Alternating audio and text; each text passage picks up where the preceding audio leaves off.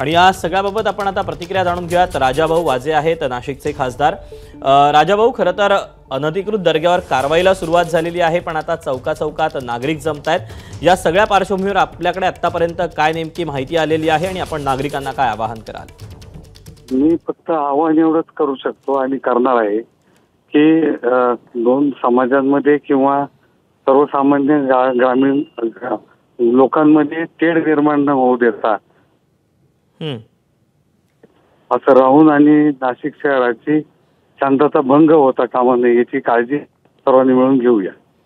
नाही, पण या सगळ्याबाबत ज्या नागरिकांचं म्हणणं होतं ते नागरिकांचं म्हणणं आहे की ही जी जागा होती ही जागा वादग्रस्त जागा आहे। या ठिकाणी खरं तर काही आरक्षित गोष्टी होत्या। काहींचं म्हणणं होतं की ही मैदानासाठी होती, काहींचं म्हणणं होतं की ती बागेसाठी जागा ठेवलेली होती आणि नंतर पीर वाढवण्यात आले होते, असा देखील काही आरोप करण्यात येतोय। आपल्याकडे याबद्दल काय नेमकी माहिती आहे? नाही, मला त्याच्याबद्दल माहिती नाहीये काही।